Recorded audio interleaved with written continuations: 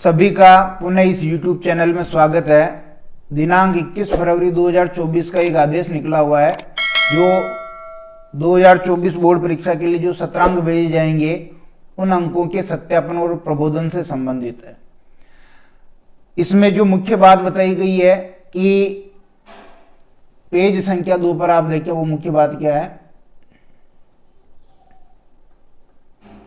सत्रांक कैसे निकालते हैं उस संबंध में मैं कोई ज़्यादा बात नहीं कर रहा हूं क्योंकि वो सब आप जानते हैं। यहाँ देखिए ये कह रहा है कि एक बाह्य परीक्षक संस्था प्रधान को नियुक्त करना होगा जो सत्रांकों की जांच करेगा। और यहाँ पर आप देखिए कि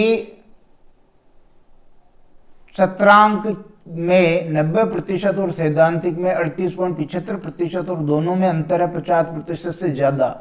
ऐसा होने पर प्रकरण आपका जांच योग्य बनेगा।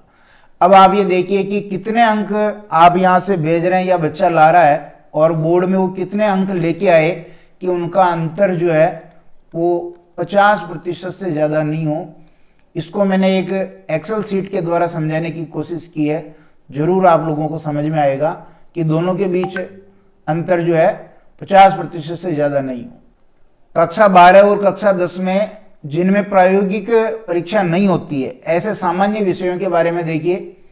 तीनों टेस्ट और अर्धवार्षिक आप जानते हैं कि ये 100 अंक के होते हैं। कितने अंक के होते हैं? 100। इनका 10% भेजा जाता है और बोर्ड परीक्षा आपके 80 अंक की होती है। और बाकी के जो लिखित के अलावा जो नंबर है उनकी हम बात नहीं कर रहे हैं क्योंकि ये लिखित परीक्षा के ही बारे में बात है।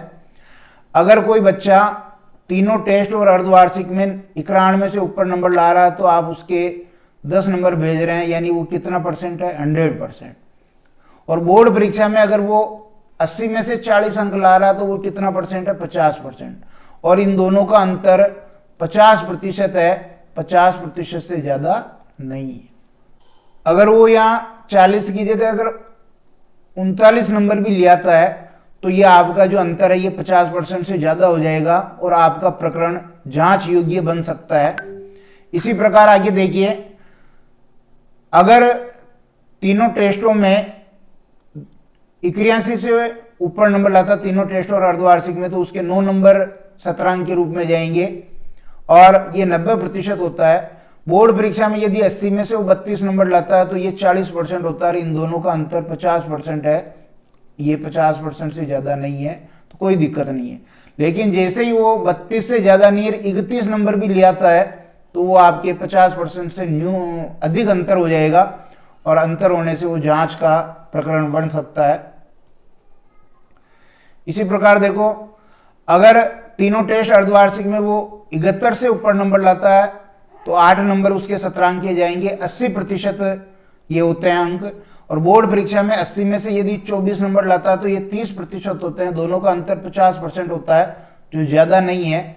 लेकिन अगर वो यहाँ 24 की जगह 23 नंबर भी ले आता है तो ये अंतर आपका बढ़ के 50% से ज़्यादा हो जाएगा, प्रकरण जांच योग्य हो जाएगा। ऐसे ही 61 से ऊपर लाता है तो 7 अंक उसके भेजे जाएंगे जो 70% है लिखित का। और 80 में से यदि वो 16 नंबर लाता है तो उसके 20% हो रहे हैं। इनका अंतर 50% है जो 50 से ज़्यादा नहीं है क्योंकि आदेश में ऐसा लिखा हुआ है कि 50% से ज़्यादा नहीं होना चाहिए। लेकिन यदि वो यहाँ से 15 नंबर लाता है तो ये अंतर 50% से ज़्यादा हो जाएगा। 51 से ऊपर लाने पर 6 नंबर जा रहे हैं, यानी ये 60% है। वहाँ बोर्ड में अगर 80 में से 8 लाया तो 10% है। दोनों का अंतर 50% है जो ज़्यादा नहीं है। लेकिन जैसे ही अगर वो 8 की बजाय अगर 7 नंबर लाता है तो फिर ये अंतर ज़्यादा हो जाएगा। और 41 से ऊपर लाने पर 5 अंक उसके सत्रांक के बनते हैं लिखित में और ये 50% होता है। यदि बोर्ड एग्जाम में 80 में से वो 0 लगता है तो ये 0% होगा और दोनों का अंतर 50 है जो ज़्यादा नहीं है और 0 से कम तो ला भी नहीं सकता है। तो ये इस प्रकार आप ध्यान रखें कि कितने नंबर कम से कम हो कि जितने सत्रांक जा रहे हैं उससे 50% अंतर ज़्यादा न हो, उसके लिए वो कितना अंक बोर्ड में लेके आए